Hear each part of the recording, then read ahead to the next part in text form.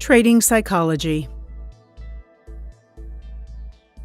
In this video, you will learn about the correct mental approach towards trading, the human mind, fear and greed, the need to always be right, creating a trading plan. After spending enough time learning, you should be able to develop your trading system and have your money management rules set up. You will see your method work time and time again, and you will see what happens when you don't follow your money management rules. Now is the time to add the third and most important piece of the puzzle: trading psychology. Trading psychology and the correct mental approach are key components of successful trading.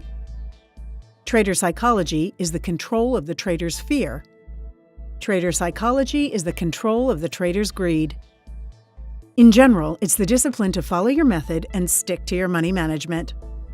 Without discipline, all the best-laid plans can quickly become meaningless.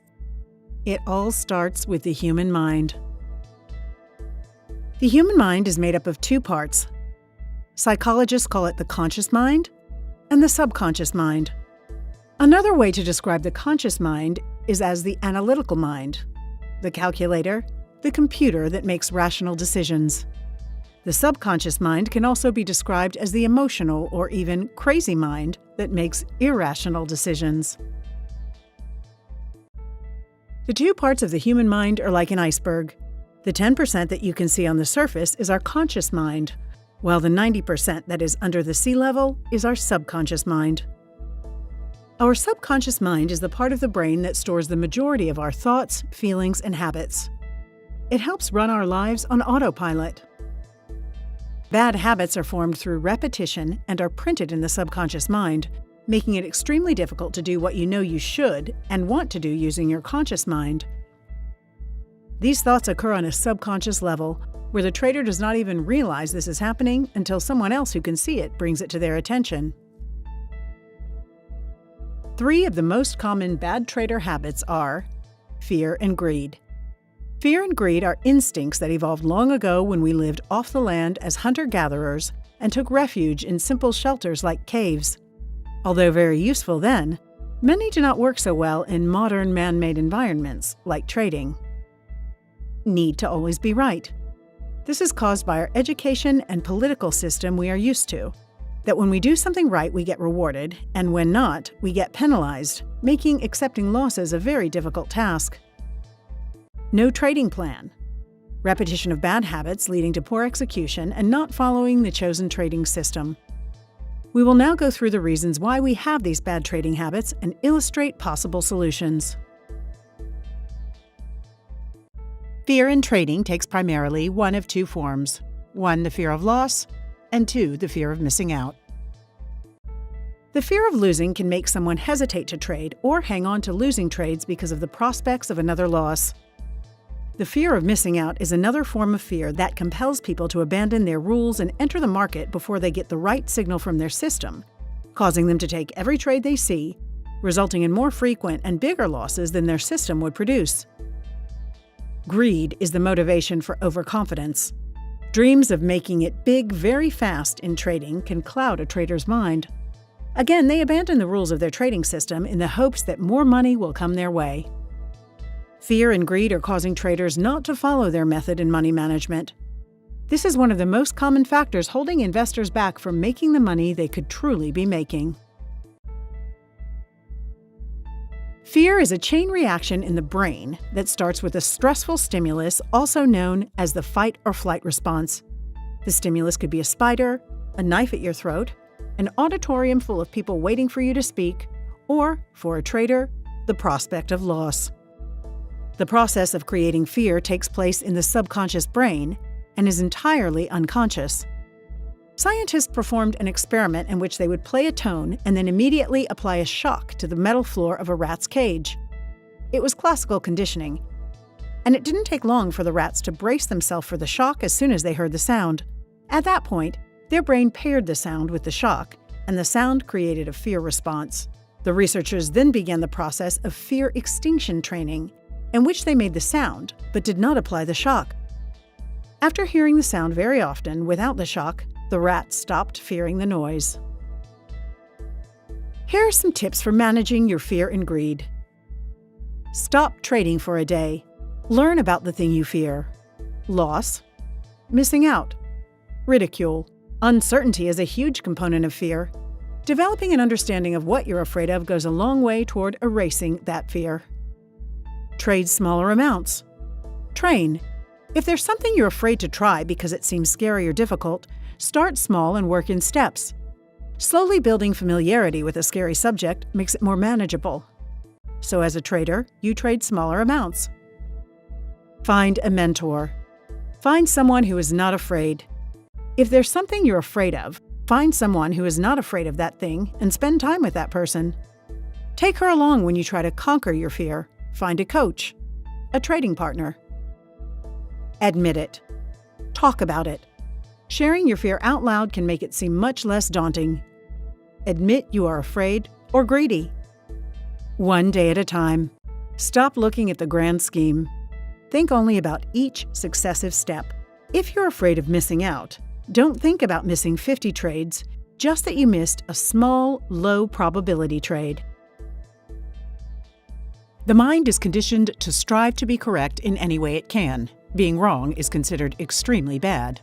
For example, a trader holding onto a losing position hoping the market turns around so he doesn't realize his loss. If the market turns in the trader's direction, then the trader obviously made the right decision and the idea of being correct is reinforced. Alternatively, when a position starts running in profit, they are fast to take their profits and close the position. By closing the position in profit, they can feel they have made the correct decision. This is one of the main reasons why beginners tend to cut their profits early, but allow their losers to run.